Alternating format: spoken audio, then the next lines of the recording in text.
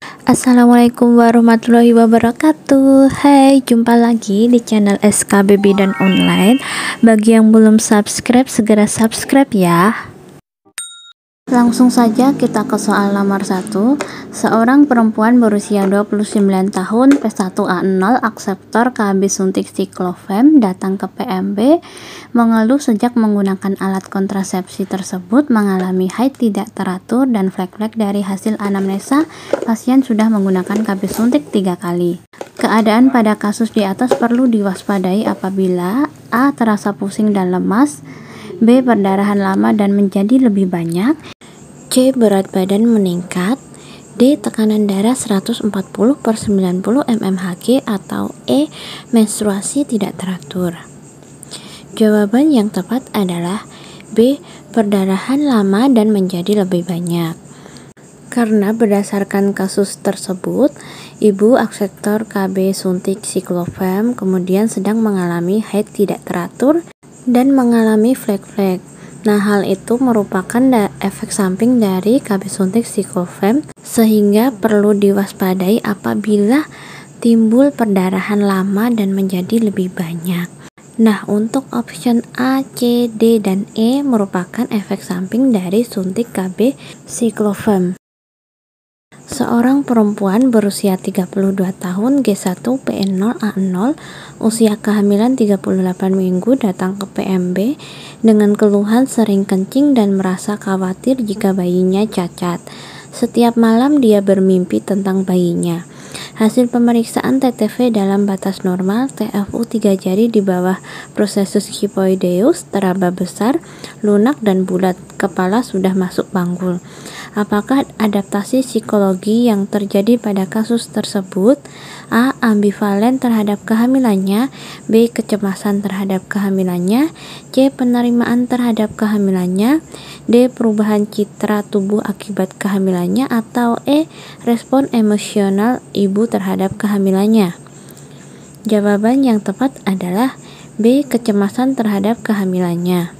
Karena berdasarkan kasus tersebut, ibu merasa khawatir jika bayinya cacat dan setiap malam dia bermimpi tentang bayinya. Sehingga dari keluhan pasien tersebut, kita simpulkan bahwa pasien mengalami kecemasan terhadap kehamilannya. Soal selanjutnya, seorang remaja perempuan berusia 17 tahun datang ke PMB dengan keluhan haidnya lebih dari 15 hari. Hasil anamnesis ganti pembalut 5 kali per hari, darah bergumpal. Hasil pemeriksaan tekanan darah 110/70 mmHg, nadi 86 kali per menit, pernafasan 20 kali per menit, suhu 36,5 derajat Celcius, tinggi badan 150 cm, berat badan 55 kg, pembesaran payudara normal, palpasi abdomen tidak ditemukan massa. Tindakan apakah yang paling tepat dilakukan pada kasus tersebut? A. Melakukan konseling gizi, B. Memberikan edukasi personal hygiene, C. Memberikan suplemen penambah darah, D. Melakukan konsultasi dengan dokter SPOG, atau E. Mengecek ulang keluhan pada siklus menstruasi tersebut. Jawaban yang tepat adalah D. Melakukan konsultasi dengan dokter SPOG. Karena dari kasus di atas, remaja mengalami gangguan menstruasi yaitu hipermenor atau menoragi, di mana haidnya lebih dari 15 hari dan jumlah darah banyak dan disertai darah bergumpal. Nah, lama menstruasi yang lebih dari 15 hari ini melebihi rentang menstruasi normal yaitu 7-8 hari. Hal ini menunjukkan ada kondisi yang memerlukan pemeriksaan lebih lanjut, sehingga kita perlu melakukan kolaborasi dengan dokter yaitu konsul dengan dokter SPOG. Seorang perempuan berusia 31 tahun, hamil anak kedua, datang ke klinik memeriksakan kehamilannya. Untuk menentukan punggung janin, maka bidan melakukan palpasi. Teknik apa yang dilakukan oleh bidan untuk kasus tersebut? A. Leopold 1, B. Leopold 2, C. Leopold 3, D. Buedin, atau E. Alfeld. Jawabannya adalah B. Leopold 2. Jadi, Leopold 2 fungsinya untuk menentukan bagian janin yang berada di sisi kanan atau kiri perut ibu. dengan cara kedua tangan pada sisi kanan dan kiri uteri, satu tangan menfiksasi uterus sementara tangan lain meraba bagian janin dari atas ke arah simfisis. Nah, jika teraba bagian keras memanjang seperti papan pada salah satu sisi perut ibu, ini menunjukkan punggung janin. Nah, apabila teraba bagian kecil, ini merupakan ekstremitas janin. Seorang perempuan berumur 24 tahun datang ke PMB mengatakan sudah terlambat haid selama 2 bulan. Hasil pemeriksaan TTV dalam batas normal, TFU belum teraba, PP tes positif. Bidan melakukan screening status imunisasi TT. Dari hasil anamnesa, ibu mengatakan sudah 2 kali mendapatkan suntikan imunisasi TT. Imunisasi terakhir pada tanggal 17 April 2021. Nah, kapan waktu yang tepat pemberian TT ketiga? A. 9 Juli 2021, B. 5 Agustus 2021, C. 17 Agustus 2021, D. 17 Januari 2022, atau E. 17 Mei 2021. Jawaban yang tepat adalah C. 17 Oktober tahun 2021. Jadi pemberian imunisasi TT ketiga itu selang waktunya 6 bulan setelah TT2.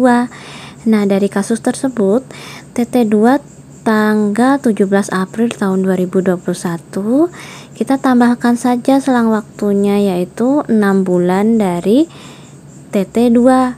Nah, tinggal tambahkan 17 April tahun 2021 ditambah 6 bulan, ketemunya tanggal 17 Oktober tahun 2021. Seorang bayi berusia 2 bulan dibawa ibunya ke puskesmas untuk diimunisasi.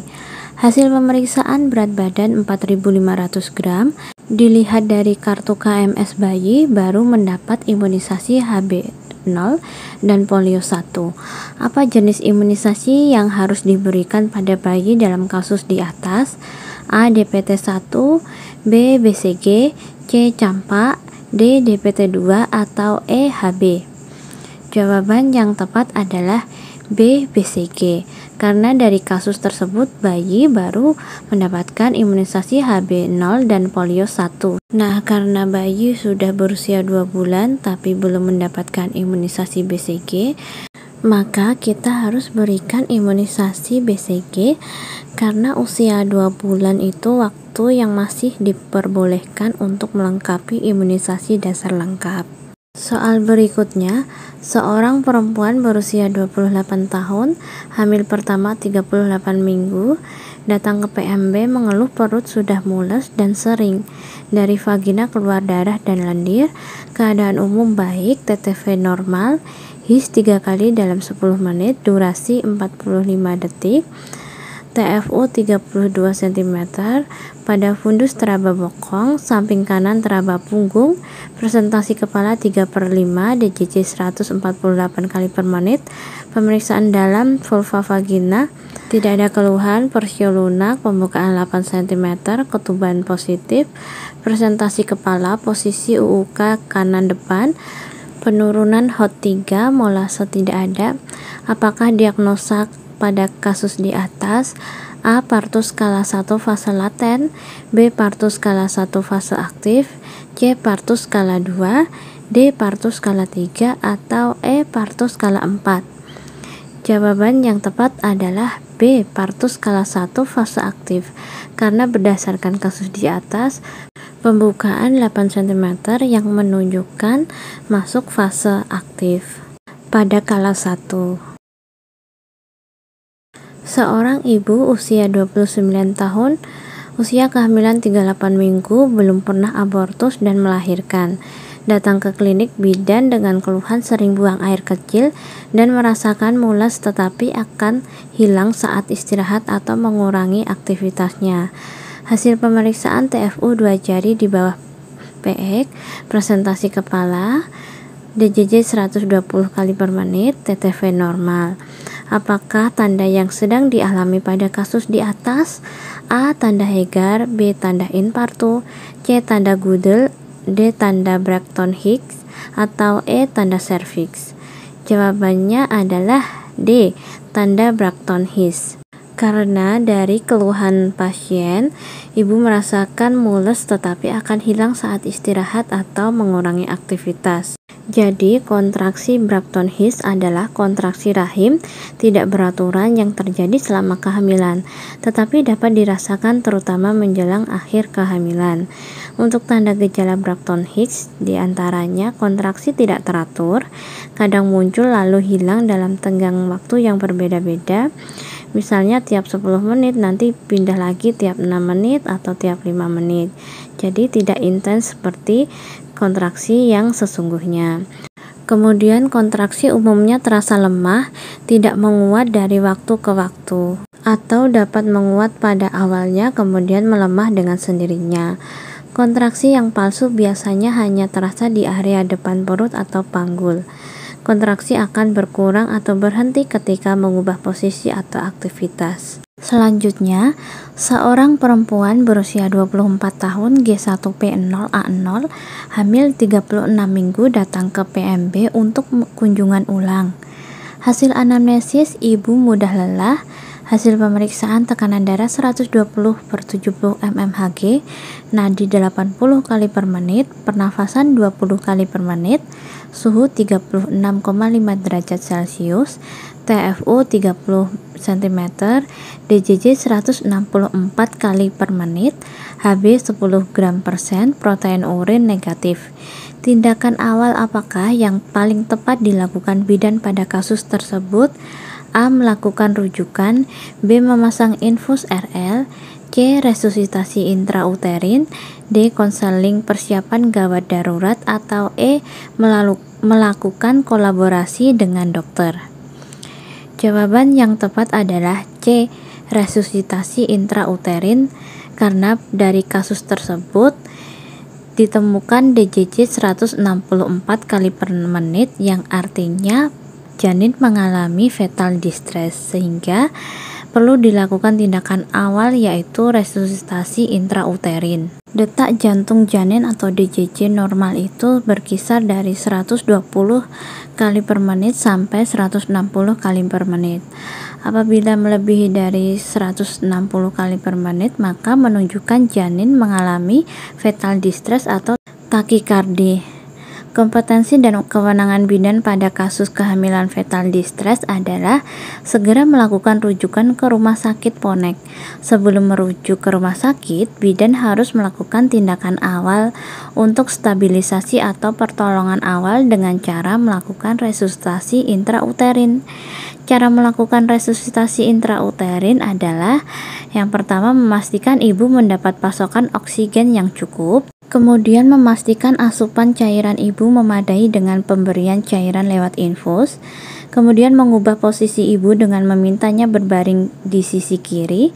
Hal ini bertujuan mengurangi tekanan rahim pada vena besar dalam tubuh atau vena cava yang dapat mengurangi aliran darah pada plasenta dan janin.